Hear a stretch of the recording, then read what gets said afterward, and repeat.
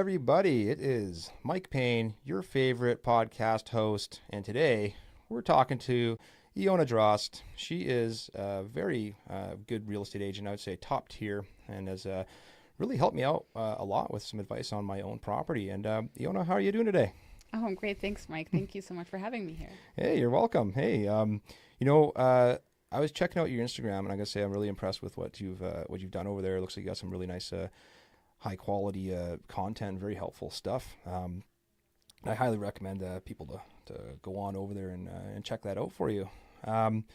So, what got you into this anyway?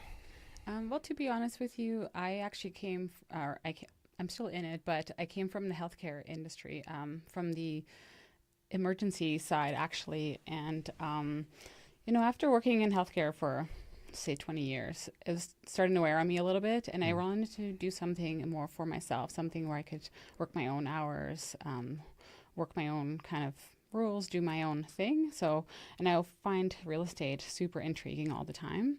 I've been a homeowner myself. I've bought 3 houses myself over the last, say, 10, 15 years, and I've always found it super intriguing. And so that little by little, it's led me there.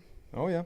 Well, I mean, we all need a place to live, and I think that, I think we were all a little bit interested at this point in time in real estate, It's kind of fun when somebody tells me they don't, that they don't really need to know a roofer. It's like, I mean, pretty sure you live under a roof, So, yeah, we all need to know a realtor. We all need to know a roofer. What do you think about people that try to buy and sell houses as on their own? On their own without a realtor? Yeah. I mean, it's definitely a bit riskier, I would say. Having someone that's really knowledgeable in the current market condition is so key. For example, right now, we are in a very much a seller's market. So you can have 3 different kinds of markets. Essentially, you have a buyer's market, a balanced market, and a seller's market. And what that means is that in the seller's market, everything is more so in favor of the seller. So the seller has more power essentially than the buyer does. In a buyer's market, obviously those rules are reversed. Right now, because we are such low inventory in Calgary and Calgary even area, which is the basic supply and demand, it's what's driving a seller's market. And so if you were an unrepresented buyer, for example, and you don't know the current market, you don't know what is worth what, how much of an offer to put in, how to negotiate on your own. So you can really get yourself into a lot of hot water that way. Absolutely, yeah. I think legal troubles too can occur. I know my experience, I've always gone with real estate agents, and I find it to be very helpful. Not every real estate agent is created equally, from what I can see.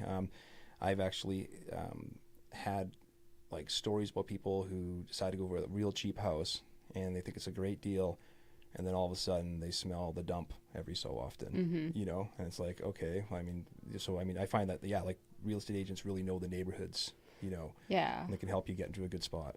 Yeah, and that's only one small part of what we do is knowing the market all around through the city, also knowing what the buyer wants. For example, if I'm working with a buyer, if they tell me I would like to have this, that, and the other thing, and these things are important, say it's important to them to live near a park. Well, what kind of park are we talking? Are we talking a dog park where you have dogs barking all the time and running around? Right. Are we talking like a river and trees? Are we talking where it might flood?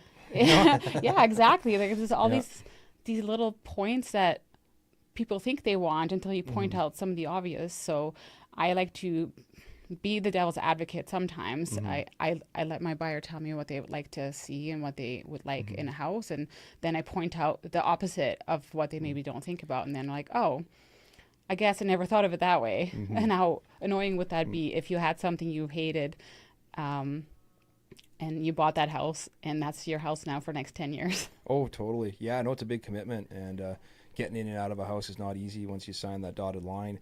When I hear you say you play devil's advocate, to me it kind of feels like you're more like you're trying to be like as if you were approaching it from the perspective of buying it yourself. Is that actually, that's a pretty good way of putting it, because a lot of people go into buying a house with an emotional kind of aspect to it, because a lot of people want it to be their dream home, especially first time home buyers think they have to buy their dream home first thing. And I'd like to touch on that actually for a second, if I may, and then I don't want to digress too much. Yeah. No, hey, digress all you like. Let's go.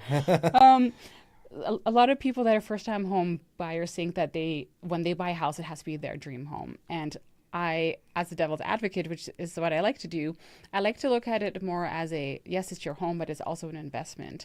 And sometimes you have to go through a couple of different investments or a couple of different homes to get to your true dream home. Sure.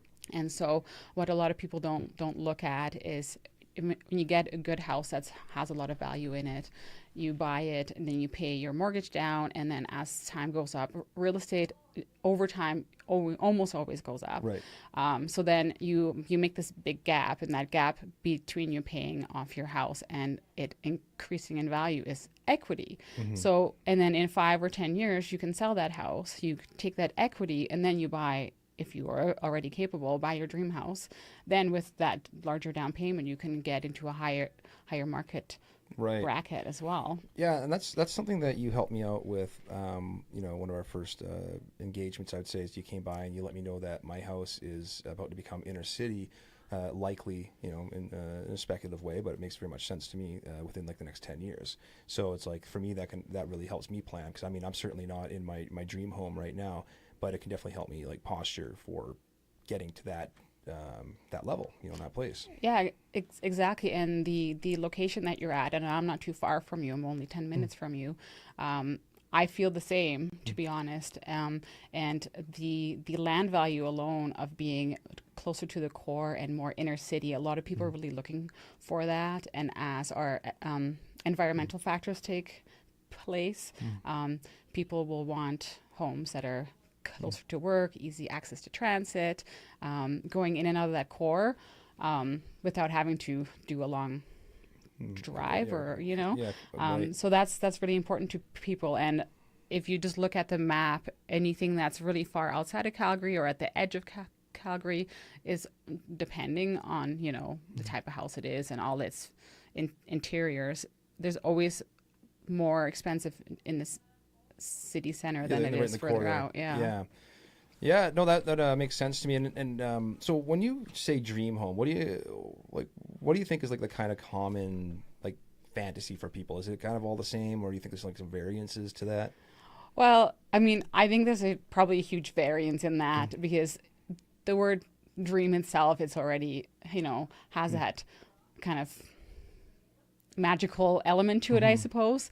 I think, and this is just me, I think a lot of people would like to move into a detached home right away. Right. And having your own little piece of land with your own little yard and your own little picket fence and your own, like, with no one beside you, no one interrupting you, no one really telling you what you can do with your home. And when you're in a townhouse or in a condo or an apartment style condo, you have to basically share, your living space.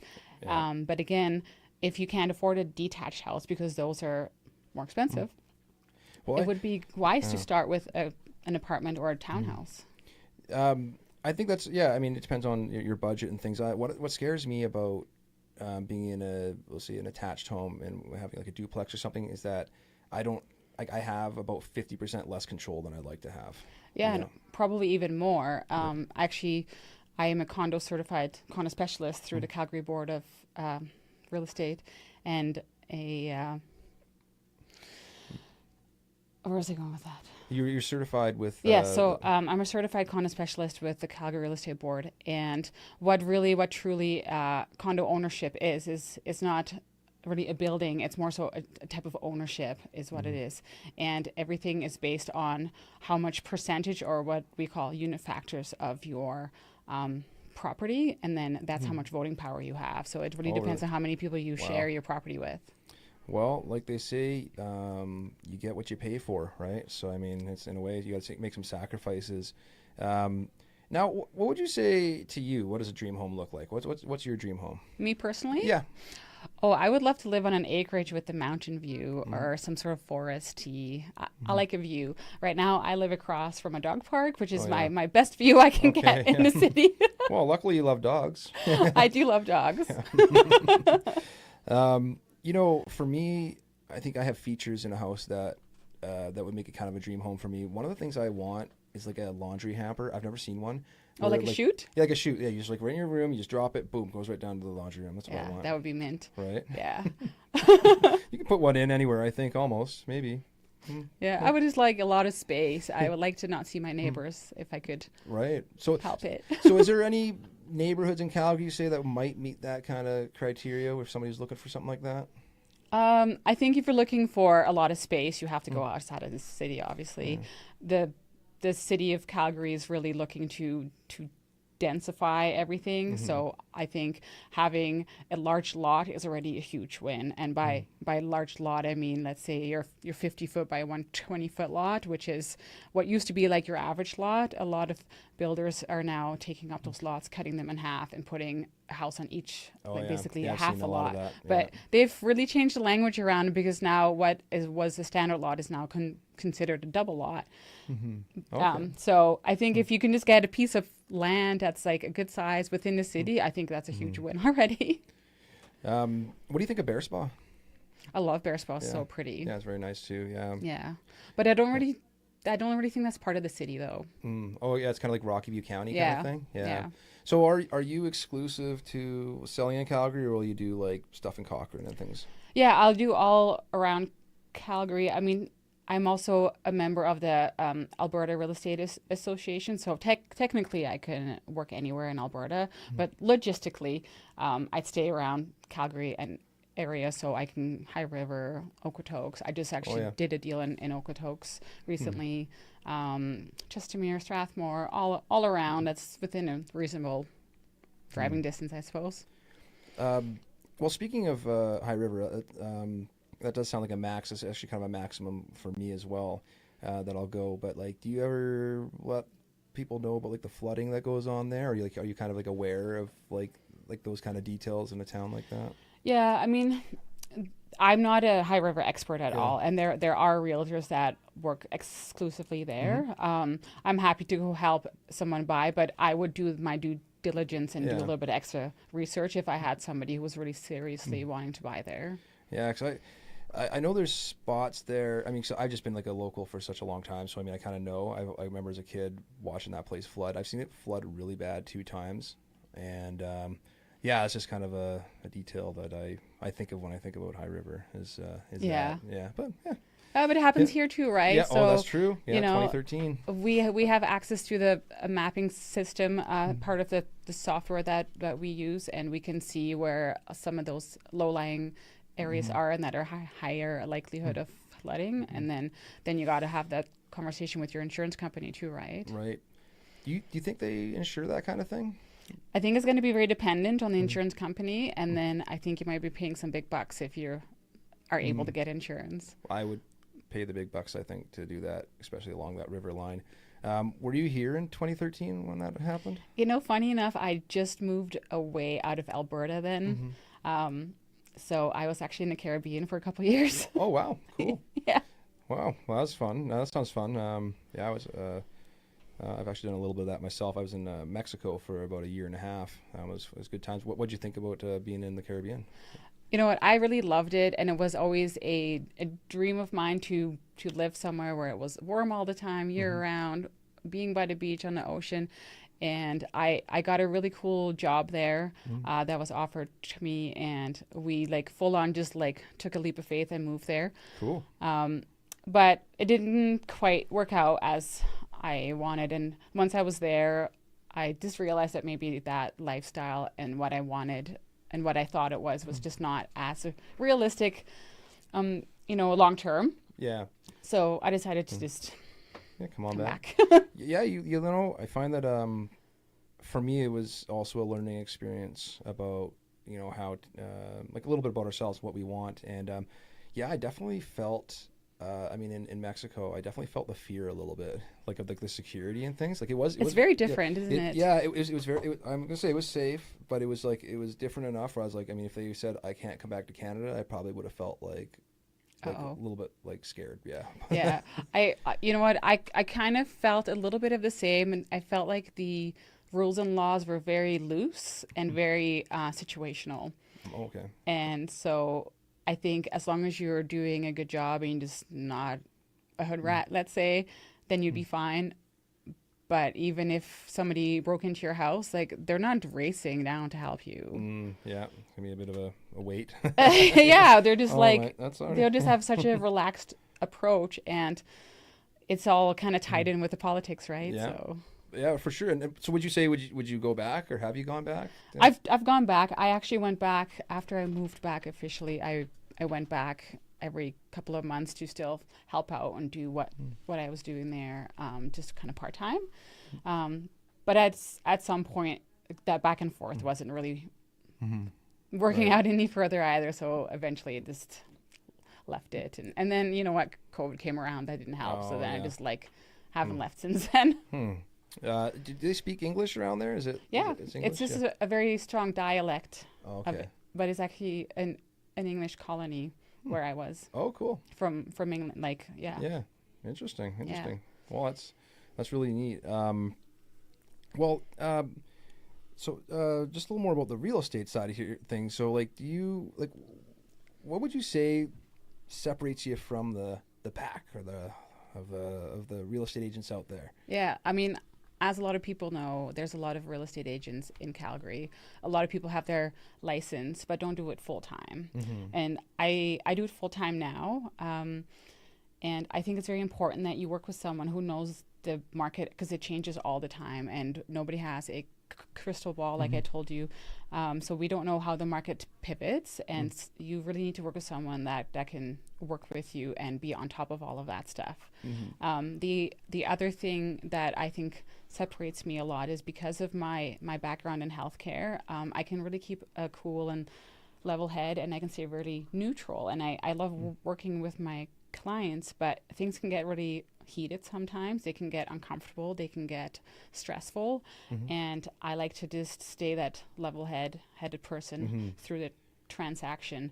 I also think it's really important to have a really good working relationship with the other realtor, Sure. because that's how the job gets done on both ends. So yeah, so you work well with people. You keep your calm.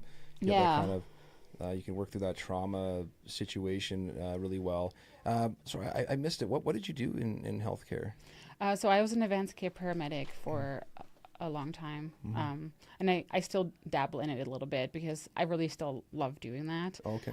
But I just didn't want to do it full time anymore. Right. Yeah.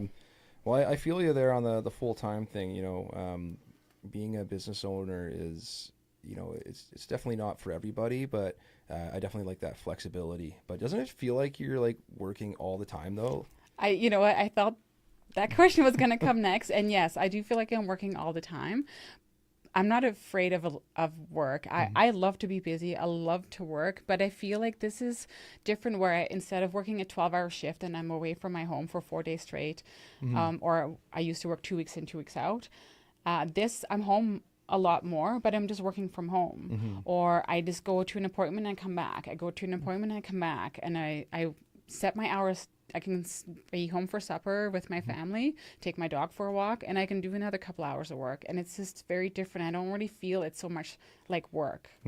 Yeah. No, I get that too. I mean, we're all kind of, well, not. I mean, maybe people like us, we like to be, we like to have things to do during the day, and when it comes in like that, it's stimulating. I think it's like the best part for me is that I can work from anywhere in a lot of ways, but then also it's like you can't go places and just do your thing and not have to deal with stuff. That's true. I used to have a dedicated 4 days off, and I would have to not think about work, and that has completely gone away now.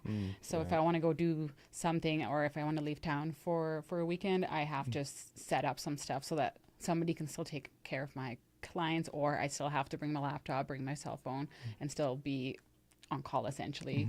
Yeah, that's That's the sacrifice we take, but it's a good one. I think I like I it. think so. I Yeah. really enjoy it. Hmm. Yeah. Well, so for like in terms of, I know this is like highly speculative, but where do you see Calgary going over the next 10 years here? Well, I think, and what it's looking like, are we have a lot of migration right now Hmm. from interprovincial, like from BC and Ontario mainly. Cost of living there is so insanely high. So a lot of people are moving to Alberta. A lot of it is Edmonton, a lot of it is Calgary. And then the city on top of it has recognized that there's a housing crisis. I don't like to use that word, but But there's definitely yeah, a shortage. So you've seen, if you've kind of paid attention to it, you see housing, whether it's rental or owning or buying, there's just a housing shortage. So mm, the city has made some changes and put some plans into place to, like I said, densify the city a I've lot seen more. it. They don't want Yeah. to spread it out so much further. It's already such a large, wide Mm. city. Um, but as long as that supply and demand stays kind of uneven like it is now, I think Calgary housing market will keep going up and up and up. I think Mm. housing will keep getting more expensive. I think prices will Mm. go up. So really, and I mean, despite the interest rates, which they're really high right now, people are not buying. Usually Mm. when interest rates go up like this, it'll kind of slow down the buying and levels out the market a little bit more, but it hasn't done that. Hmm. Yeah. So I can see for the next 3, 4, 5 years, again, speculating, don't know for sure, but I feel like we're trying to even out with Toronto, Vancouver, Hmm. and That I makes think that's sense. where we're heading. Yeah, for sure. Well, I could see why somebody wouldn't want to pay, 7% interest on on $1 million fixer upper in Vancouver when you get something really nice out here for same Well, price. exactly, right? So if someone has their 4 bedroom, 2 bathroom house in Toronto and it's worth $900,000, they can come here and get the same thing for 500,000. Hmm. Why Yeah, wouldn't you? makes sense to me. Yeah, Yeah. especially in the work from home era and how everything's so, yeah, doable that way.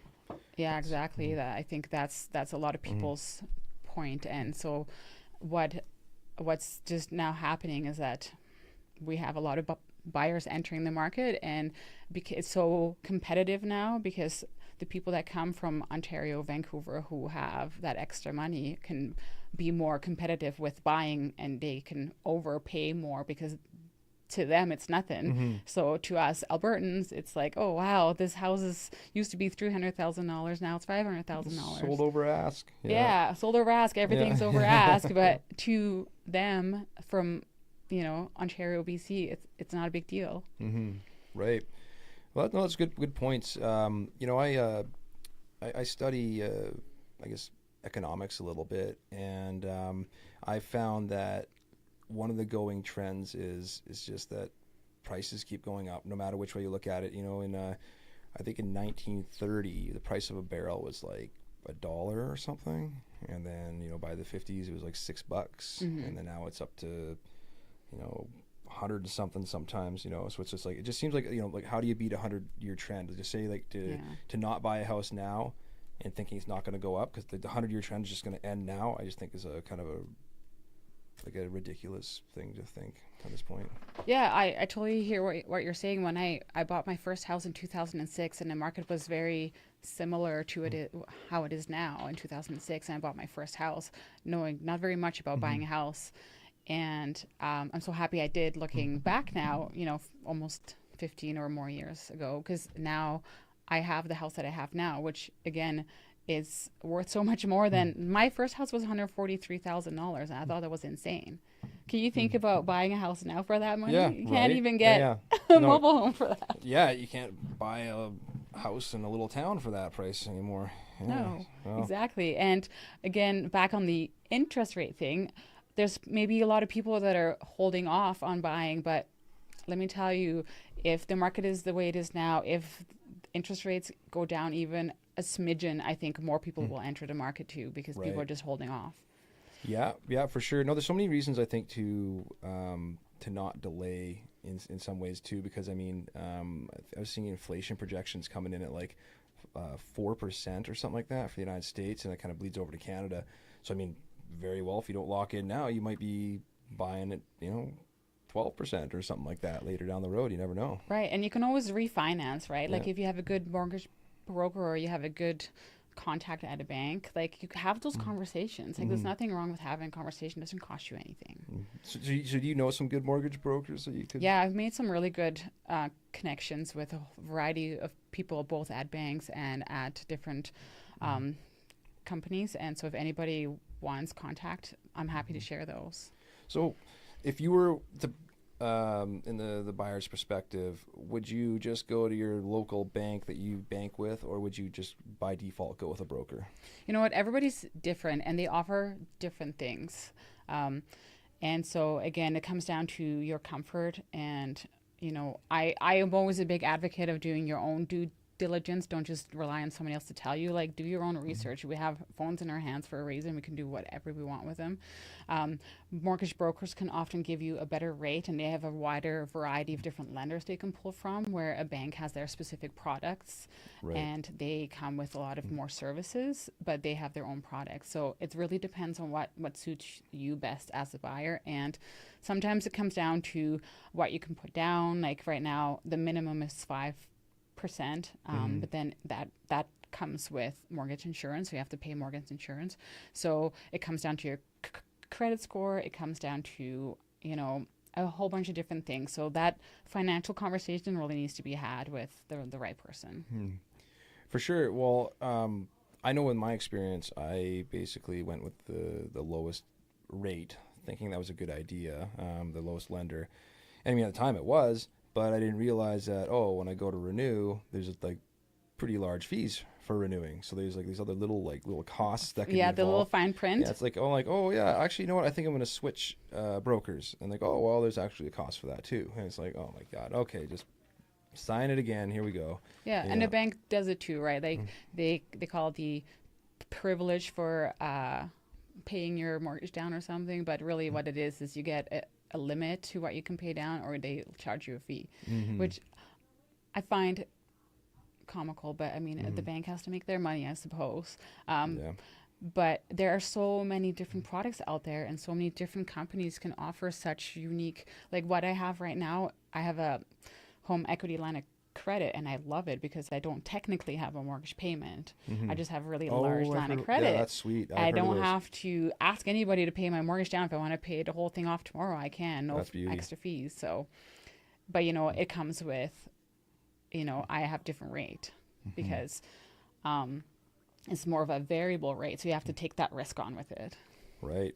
Well, you know, a friend of mine and a colleague, he's Jason Chow Home Inspections. So a little shout out to Jason there. He swears by those things. He loves that. He said that's the way to go. Yeah. You know, but I mean, it's not for everybody. But you know, not everybody can get them.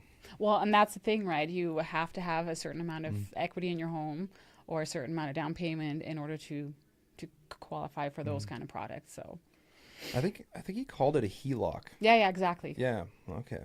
Yeah. That's cool. Well, you know, this has been very interesting and good conversation. I really wish we could talk more about this, and I think we should have another podcast, you know, at a later date. And I'll be better prepared, hopefully. And but outside of the business side of things, what do you like to do in the personal side of stuff?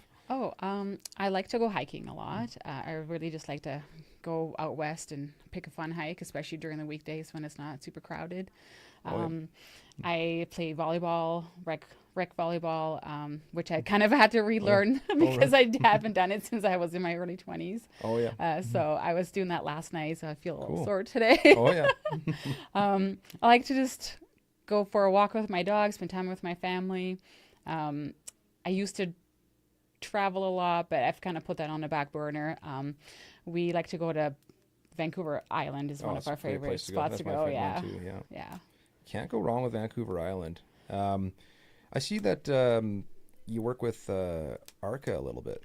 Arc, yeah, my dog's from Arc. Oh, okay. Like you mean the Oh, for no, it wasn't Animal ARC. ARC. Rescue Society? It's ARC. Yeah. Oh, Is yeah. that what you mean? Yeah, that one. Yeah.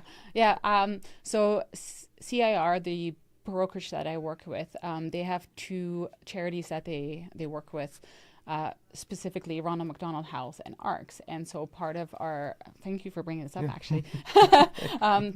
part of working for CIRs, we get to put a certain percentage from our commissions to these charities, and ARCS is kind of near and dear to my heart because my dog's from ARCS and she has a kind of a special story. So, and then because I work in healthcare, Ronald McDonald House is really important too, I feel. So I'm happy to give away some of that to charity. Absolutely. No, that's cool. Well, hey, I'm always looking to collaborate if you ever have anything on the go. We like working with dogs too. But why don't you tell me a little bit about your dog's story? So it's not that cool of a story, I suppose. Think about it. She was actually 5 already when I got her. She's a Schnauzer, and I'm a big fan of Schnauzers. My first dog was one, but I think she's a bit more of a mix. She actually came to the North Haven ARC. So ARC has a location in Edmonton as well, and one here in Calgary. So she came to the North Haven one. I think her owners, I was told, just kind of gave her up because she got into a dog fight or some sort of fight with an animal, and she had really bad damage to her back and to her sides, and so she needed a lot of surgery. So ARCS took her in, did the surgery on her, and then they tried to place her, I think, with a foster family, and it didn't work out for some reason, so she came down south. Or maybe she came down south because they do only surgeries here. Whatever way it was, somebody told me that it didn't go well with her foster family, which I'm finding really surprising because she is so sweet and so timid and so lazy. Oh yeah. Kind of sounds like my kind of dog. So I just found that really hard to believe, but her, and there was a long list of people that wanted to adopt her because she is the type of dog she is not very common that comes to a shelter. So I was second in line, and anyways, I guess they chose me as her owner, or maybe she chose us, but she's been with us now for almost 5 years, and she's an awesome dog, but really all she cares about is going for walks and eating her supper and laying on the couch. Oh yeah. Wow. That's the kind of dog that I like. I think I think it's energy goes a long ways, with dogs. I guess they pick up on like absolutely everything. And so I mean obviously I would say the foster family must have had nothing wrong with them, I'm sure, but it's just an energy thing most likely. Maybe, yeah. Who knows? But I'm really happy to have her. So. Well, that's really cool. Well, hey, Ilona, really great, and I'm really glad that you came in today and shared your expertise. And I think our audience will be thrilled with what you said today. It's certainly unique, and I think that really separates you from the others that I have spoken to in my past. So okay, great. Thank you so much. And hey guys, really appreciate you guys for watching the No Pain podcast. We're going to have another one.